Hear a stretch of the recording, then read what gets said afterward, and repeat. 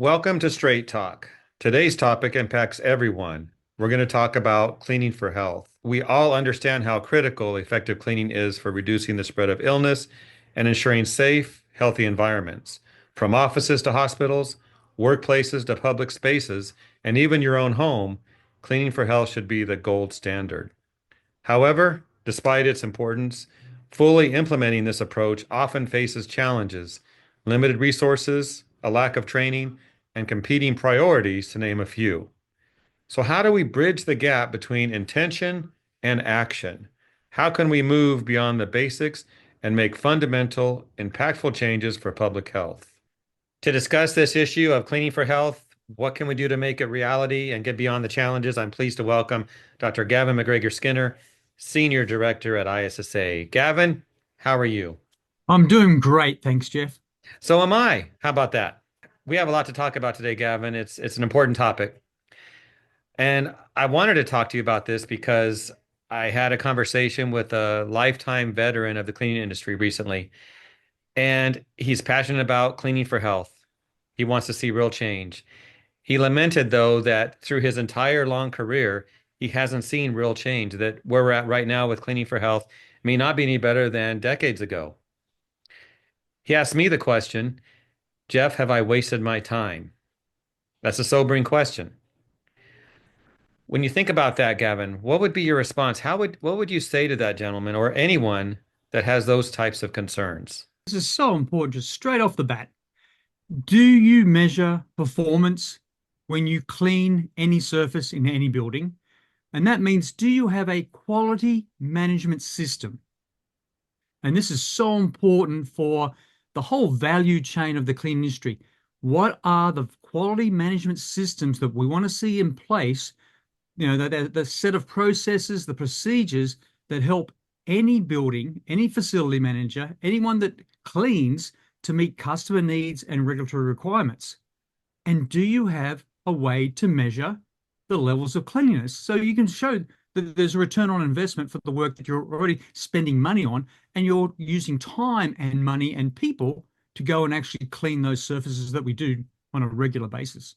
I think, Gavin, we all know that we experience unhealthy situations in our homes, public places, everywhere we go. It's reality. And part of our conversation today is about, as you mentioned, measuring performance indicators. And recently, a colleague of mine took some pictures and videos in a hotel room he was in. Now, this is a cleaning expert.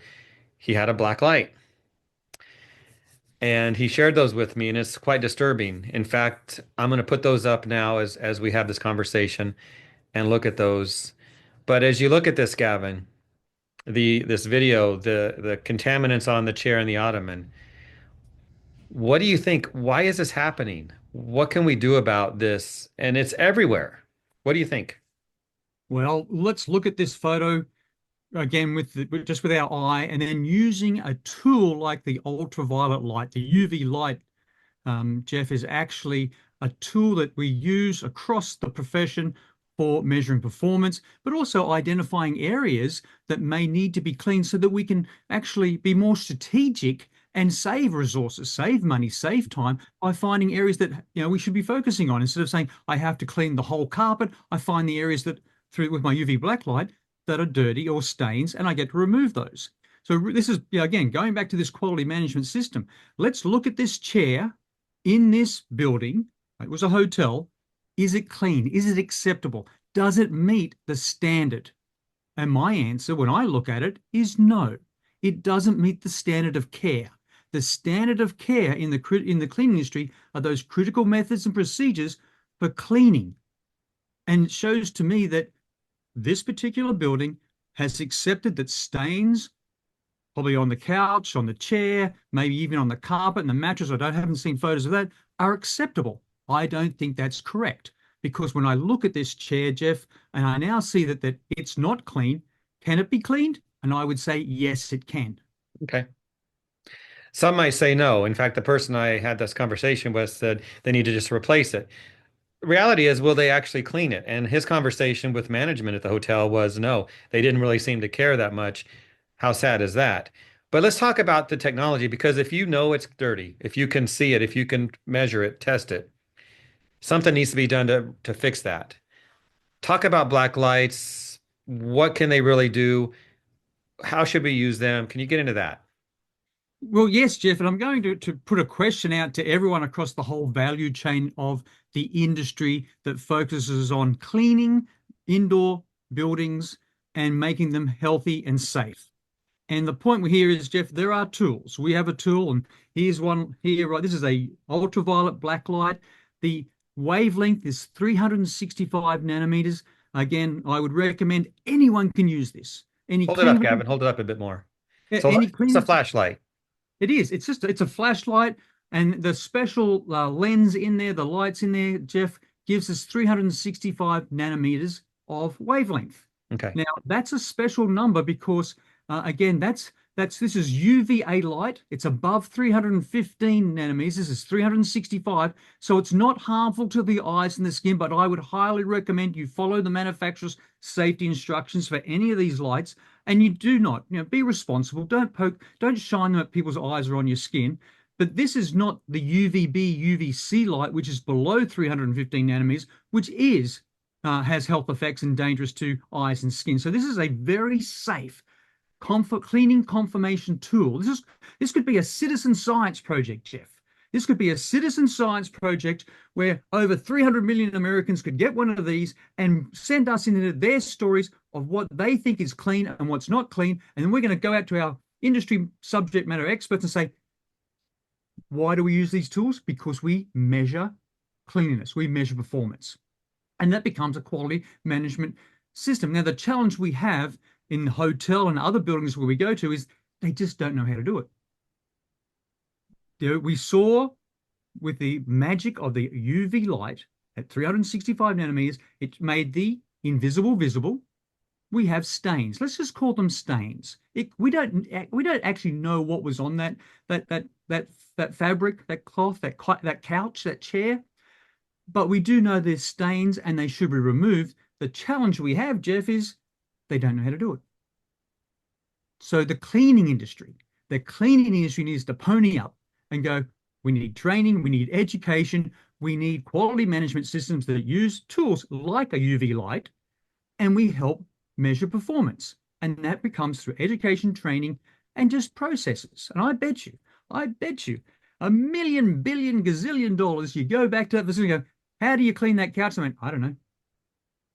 Haven't been trained. Would you like to be trained? And that's what ISSA does. We form collaborations with our members to develop protocols, procedures, and training, frontline training, because our manufacturers want it, our distributors want it, our cleaning companies want it, and our facility managers want it. And they go, oh, now we get it, Gavin. We can do this. I like it. Gavin, imagine if every person in the country had one of those black lights, 300 million, and you showed up at your hotel and you said, I'd like to check into my hotel. I have my black light with me. What would they do? They'd be nervous. Accountability, right? Hopefully they'd Oh, be confident going, hey, I followed the protocols and procedures. I know how to clean that couch. I know how to clean that mattress. I know how to clean that carpet. We're good. And they would, exactly. and they'd have a quality management system. They go, we already checked yesterday. We checked this morning. You've got nothing on top of us. But Yes. wouldn't it be good? Every citizen in the country. Okay, we're ready. All joking aside, accountability is an issue. Performance indicators, education is so critical. But looking at where we are now and what you have seen in the past, how can we come together and make this reality to make the future of cleaning a better place, to make cleaning for health where we could say we've made real progress? What do we need to do right now, Gavin? It takes a team. It takes collaboration. ISSA is the perfect organization.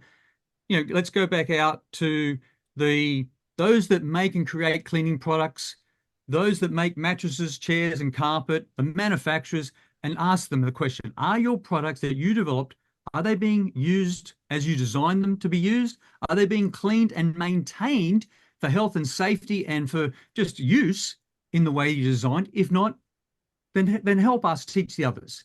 Let's go to those that sell cleaning products, the distributors, the resellers, the wholesalers, the supermarkets, anywhere.